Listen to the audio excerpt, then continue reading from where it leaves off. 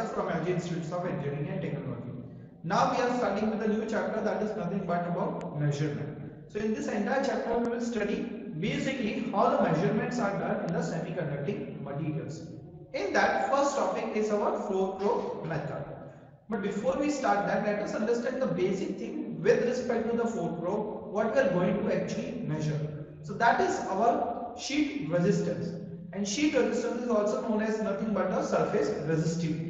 Now basically what it is an electrical property used to characterize thin films of conducting and semiconducting materials. Okay, so ultimately we will be measuring nothing but the conductivity. From conductivity we can also get the resistance for the same, and how much that is of the semiconducting material in terms of it is staying of the thin films. That's why we are naming it as a sheet resistance. Now, sheet resistance, that is RS, is defined as resistivity of the material divided by thickness. Okay, so what we are doing, a small means if we are referring to a material and we are measuring that a particular amount of sheet is there with a thickness x, and if we want to find the same material's other thickness, so what will we doing? We will be measuring only one thickness, okay, getting its resistance and then multiplying with the whatever the other material's thickness is there. Okay, so we will just create a sample and replicate it n number of times upon the thickness, so we can get the number of the resistance of that any material. So now the advantages of the measuring. So what are the advantages? It is an independent of the size, square, enabling easy comparison between the different samples. Okay, so as I mentioned, we are going to compare between the different samples. Now, it can be directly measured by the flow probe method also, that we are going to discuss. Now, what are the applications of this? Now, it is a critical property for any material which electrical charges travel along. Okay, so basically in any semiconducting material, the resistance is the most important part. Why? Because the charges are going to flow through it, and according to that, the property of the material will also vary. Now, for example, solar cells and organic LEDs need low sheet resistance to transfer the electrical charges to minimize the losses. For example, a solar cell is generating from photons, that is energy to electrical energy. For example, it is generating X amount of the energy, but in that out of X, almost because of this sheet resistance, what will happen? It will be getting lost within the way from traveling from one end, that is from the sheet resistance, from the solar cell to the battery. Okay, so in that conducting wire, if the sheet resistance is comparatively low, so maximum output would be there, so efficiency would be more. Okay, so in solar cell as well as in LEDs, we are saving the power definitely, but if the sheet resistance is extremely high, it is of no use. That's why we require the sheet resistance to be minimum. Now, it also helps in the measurement of the resistivity and the conductivity of the materials, and because of that, the properties of the material will also vary. So the next topic is how to find the sheet resistance. So basically, we are taking a slab of having an area A, length L, then having the same width W, T is the thickness, and L is again the length. So resistance can be defined as R equals to rho L by A, in which we are replacing the equation, that is R equals to L by, now area is replaced by width into T, that can be also done. So after doing that, what will be there? That L upon W we are taking aside, and rho by T, that is nothing but our sheet resistance or RS. Hence we can say that RS equals to rho by T. This is how we are measuring the sheet resistance. Now we will go that sheet resistance of a metal film is expressed in ohms per square. Okay, so this is how the sheet resistance is to be measured. Now for that, basically we have got two probe method and the four probe method for the same. So now in two probe method, we can see that there are the two probes that are the general that we usually do with the multimeters also. So when we are measuring this thing, what is happening in that, when you are measuring any voltage across it, so what is taken into the consideration, or when you are measuring the resistance, so not only the sample's resistance but the context resistance are also there. Okay, and that is affecting also the voltage measurements also. So what is happening, along with the sample resistance, the context resistance is also coming into the picture. But to overcome that, we are taking the four probe Now instead of 2, we are taking the 2 internal probe, and that 2 internal probe that is extra, you can see that what is happening, that impedance is very high. Okay, so as impedance is very high comparatively, so now what is happening? Now when we are seeing that we are having the different probes to measure the same. Hence this problem of the probe resistance is solved by the 4 probe method. So let's begin with the 4 probe method. Now the 4 probe method is a 4T sensing or 4 wire sensing. We don't know why we are saying it 4 wire or 4T, because we are going to use the 4 rods for the same. Now it is an electrical impedance measuring technique that uses the separate pairs of the current carrying as well as the voltage sensing electrodes to make the accurate measurement. But in 2 probe what is happening, we are taking only 2 rods and measuring the two rods are there, and we are measuring the both the parameters on the same rods. But here we have dedicated rods for the each. Okay, so 2 would be for current and 2 would be for the voltages. So it is used to measure the thin resistance of either thin film or a bulk sample. So two cases would be there for the resistance measurement. It can be a thin film or a bulk sample.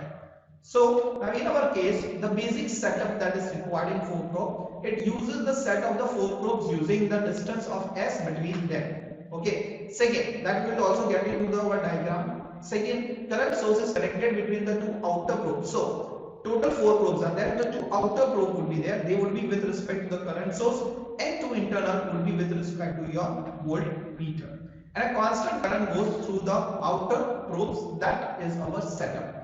Now, one add-on thing is that a very high impedance voltmeter used to measure the drop between the inner 2 probes. So the voltmeter that is utilized is having very high impedance. So in case 1 we are taking a bulk sample where S is much smaller than the thickness. Okay, so S is nothing but the distance between the probe is much smaller than the thickness. You can say that the thickness would be a comparatively higher. So now let's see the setup. Now see, this is the setup. 2 outer probes, current source, 2 internal probes are there. Okay, that is connected with a high impedance voltmeter. Now on this, the distance between them is of S. So it is denoted as 1 and 2 probe. It is S1, 2 and 3, S2, and then S3. Okay. Now on that axis we are taking X, and from that we are measuring the distance, that is 0, X1 and X2 and so on. And you can see that the thickness is very high comparatively, because again it is a bulk sample. So now the differential resistance that is to be taken here would be d of R equals to rho dx by A. But we need to integrate it because it is in the term of at present the bulk material. So before we start that, let us understand when the thickness is very high, what will happen? The current will spread. Ideally, what will be happening? Ideally, it will be spreading in the spherical way. But the problem is, it is not the rods that you are seeing, it is not inserted in, it is at just the layer. So from layer it will be spread in a hemispherical way. So as it will be hemispherical way, we have got the superposition of the currents. So what this is superposition of currents indicates?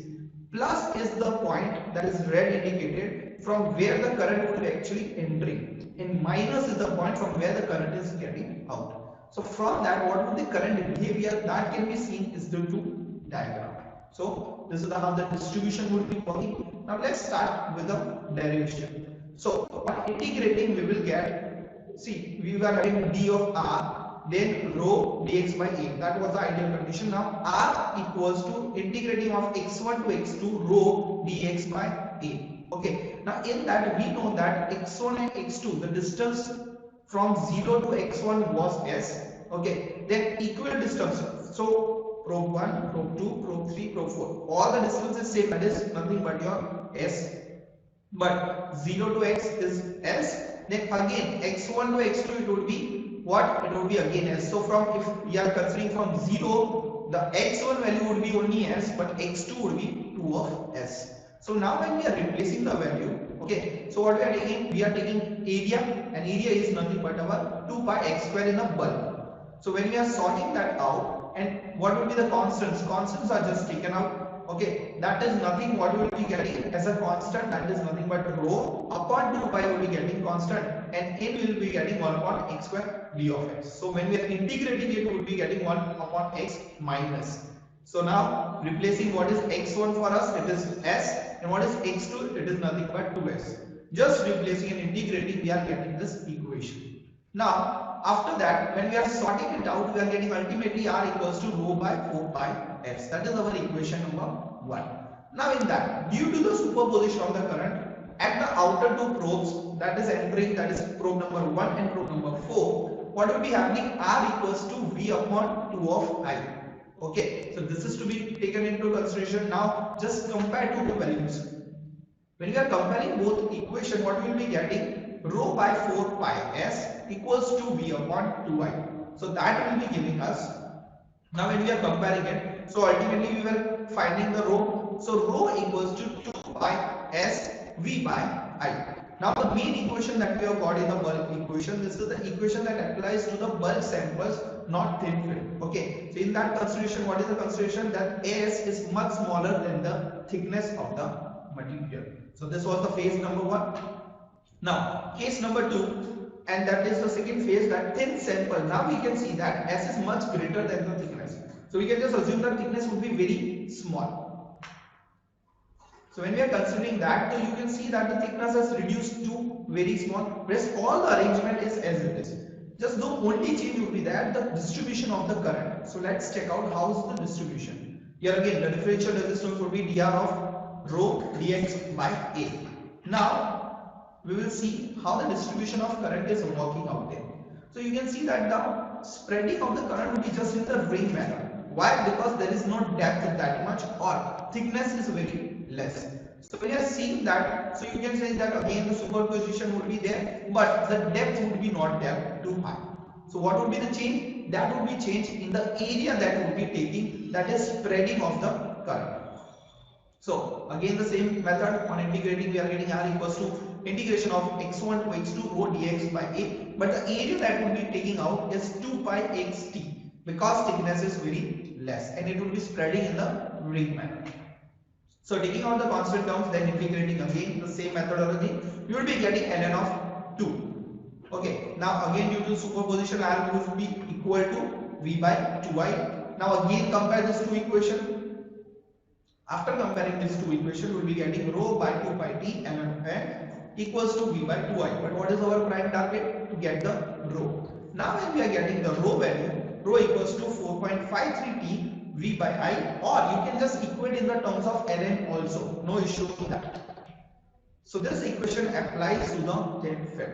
Now we have got the thin film. Now if we multiply with the thickness, we can get the n number of the samples. Okay, so this is just a formulation have been done for only with the light thickness, and if you multiply or we are getting divided by the thickness other as the main equation we have got, we can get the other material thickness also. So now, what are the advantages of this methods? First, very low resistance values can be also measured. Second, the accurate values of the resistivity can be measured. Errors due to the probe resistance are neglected in this case. Okay, now last application, use of the remote sensing area and the resistance of thermometers. Basically, in two probe method, what was happening at the higher value, it is not that much issue. Okay, because the probe resistance is coming into the picture, that is, but at the lower value issues were there, and that's why we switched to the 4 probe method. So hope you guys have understood this session very well.